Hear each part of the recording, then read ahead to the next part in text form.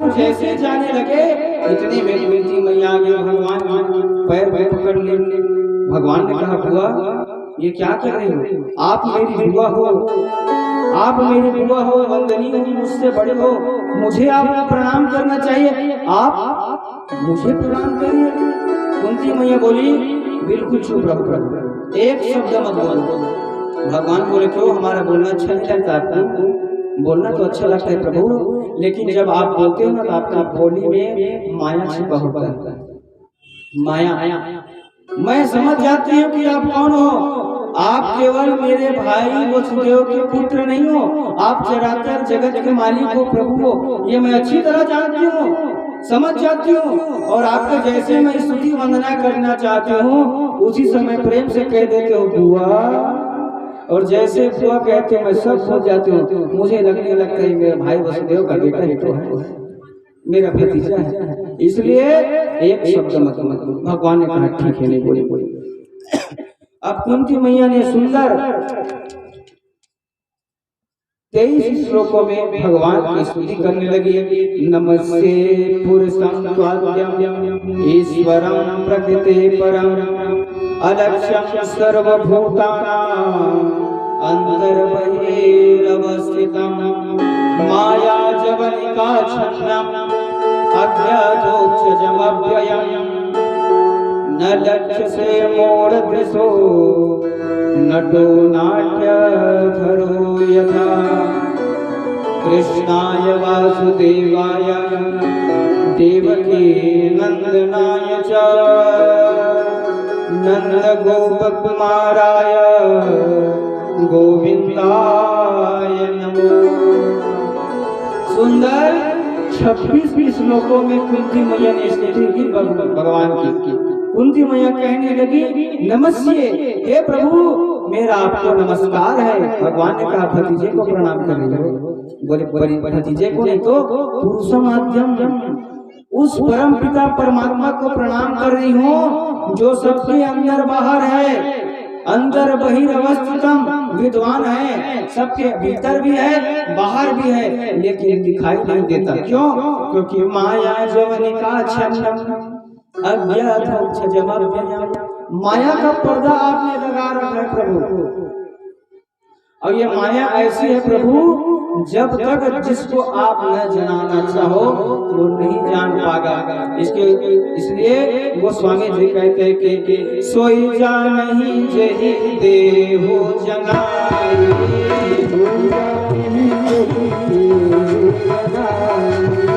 जानत तुम को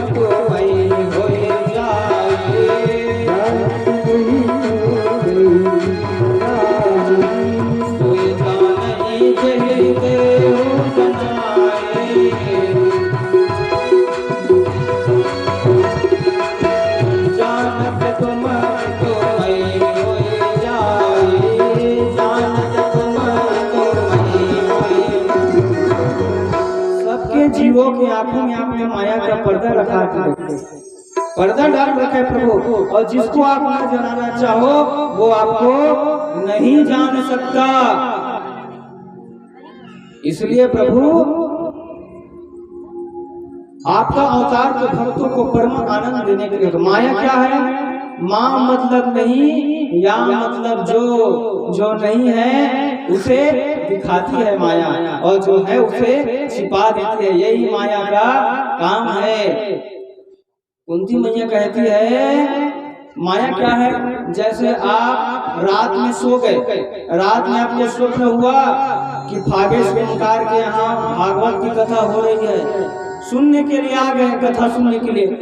अब मन पड़ा कथा तो सुन ले, अब थोड़ा घूमने चले जाए, तो जंगल सफारी करने चले गए।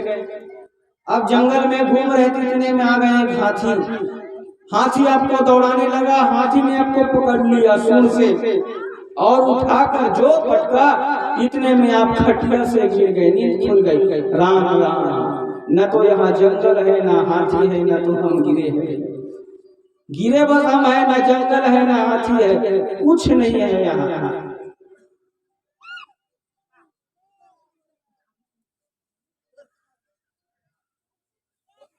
यही माया है। और इस माया से बचने के लिए माधव की शरण ग्रहण करना चाहिए।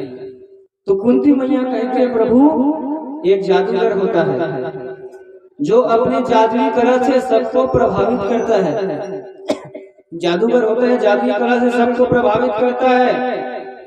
वो जादूगर रेत से धूल से सिक्का बना देता है, कागज से 1000 500 के नोट बना देता है, किसी को हवा में उड़ा देता है, किसी का सर काट देता है। और उस जादूगर की जादू विद्या को देखकर सब लोग बड़े प्रसन्न होते हैं, आश्चर्य हो जाते हैं, अरे बाप रे कितना बड़ा जादूगर आया है। सब उसके जादू को देखकर आश्चर्यचकित हो जाते हैं। लेकिन जैसे जादू का उसका विद्या खेल समाप्त होता है, सबके पास 1-2 रुपया मांगने लगते हैं वही जादू।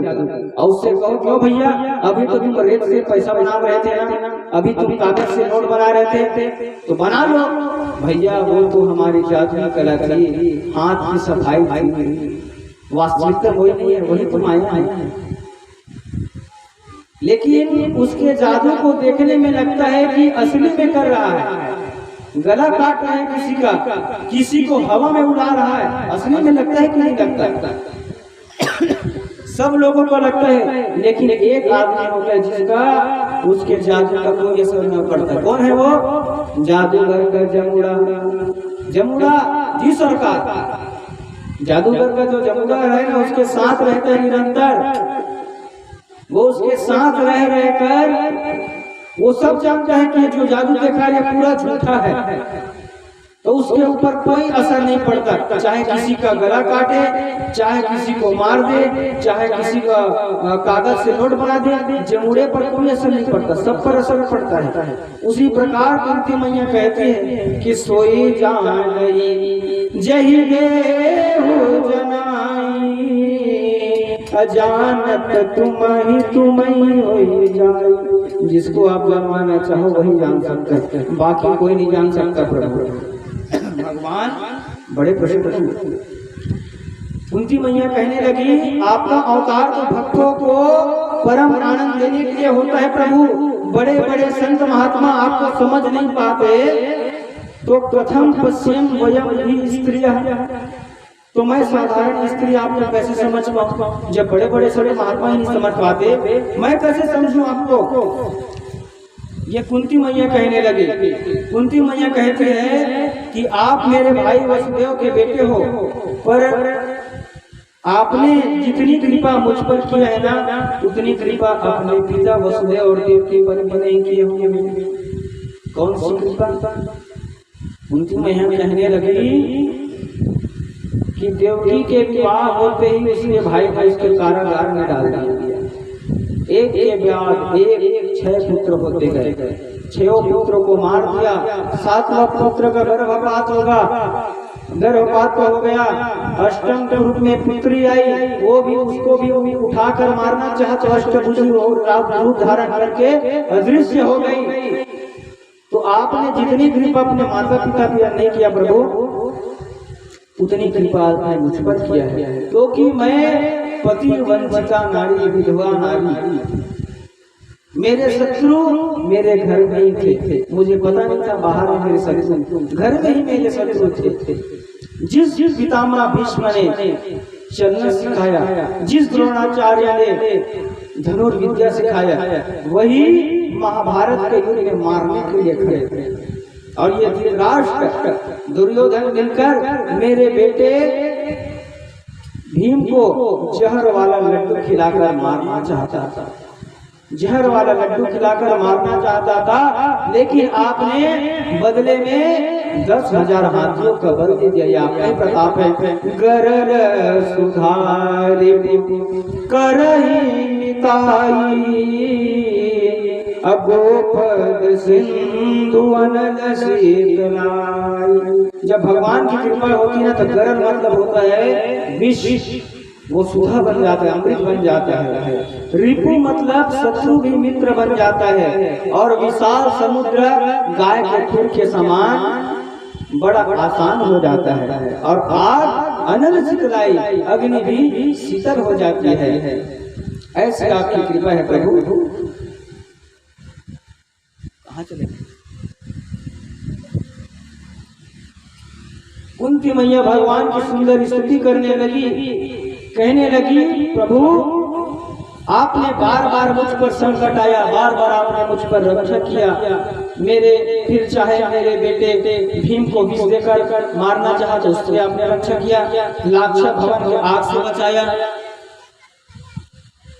वन में बड़े बड़े राक्षसों से रक्षा किया, और भरी सभा में मेरी पुत्र द्रौपदी का वस्त्र हरण हो रहा था तो आपने ही खीर को बढ़ाया है प्रभु।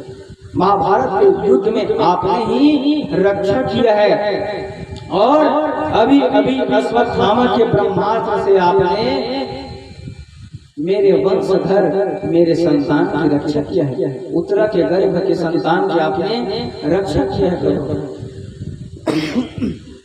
भगवान कहने लगे बुआ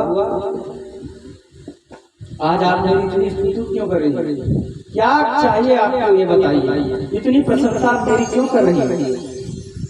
कुंती मैया कहती प्रभु मैं तो बस एक ही वरदान चाहती हूँ, ध्यान से सुनना। संसार के लोग धन दौलत हीरा मोती धन जमीन जायदाद सब चाहते हैं, लेकिन आज माता कुंती क्या मांग रही है प्रभु से, क्या मांग रही है। विपदा संतो नः सत्वत तत्र तत्र जगत गुरु भवतो दर्शनम यतस्यात् पुनर्भव दर्शनम। कुंती कहने लगी प्रभु जब तक मेरा जीवन रहे, जिस प्रकार अभी मेरे जीवन में दुख आता रहा है ना, इसी प्रकार जब तक मेरा जीवन रहे दुख आता रहे। आप लोग मांगोगे भगवान से दुख, हम लोग क्या मांगते हैं, तन मन धन सब अर्पण है? भगवान से हम लोग क्या मांगते हैं, सुख मांगते हैं कि दुख मांगते हैं। जो ध्यावे फल पावे दुख दिन से मन का स्वामी, दुख दिन से सुख संपत्ति आवे, सुख संपत्ति आवे।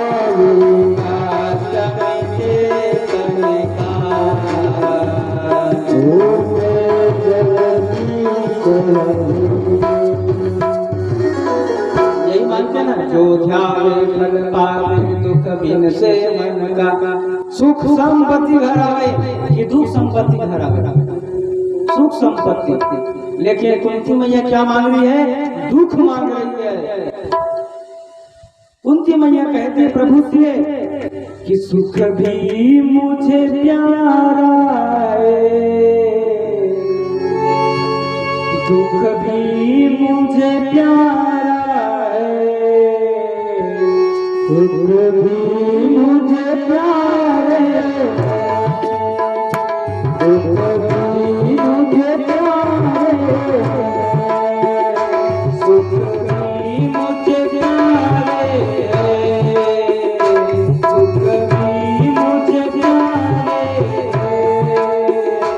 सुख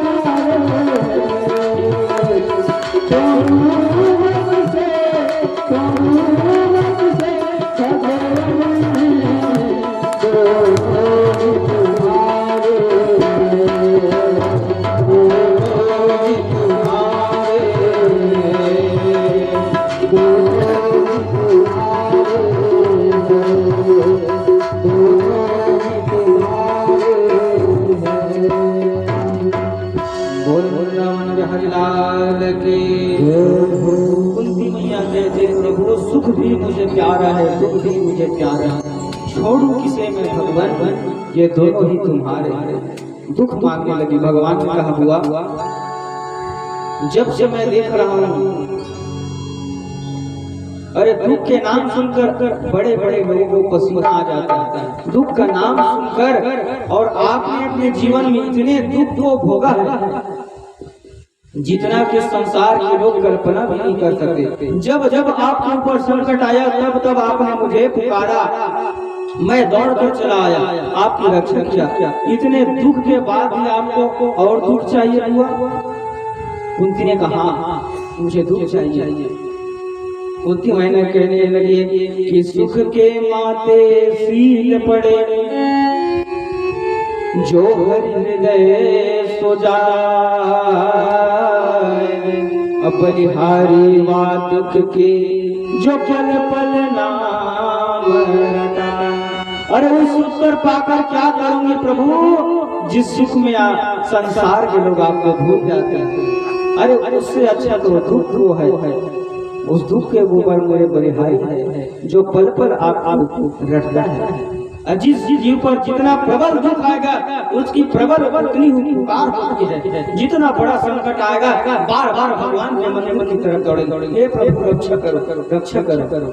और प्रभु जब जब मुझ पर विपत्ति आया है ना तब तब मैंने आपको पुकारा, तब तब आप दौड़े चले आए, मेरी रक्षक थे प्रभु। और आप आते तो आप अकेले नहीं आए, आपको बताया था भगवान आते थे तो भगवान आप आए हो ना, आप अकेले नहीं आते, आपके साथ बड़े बड़े देवता भी आपको दर्शन करने के लिए रूप बदल बदल आते थे।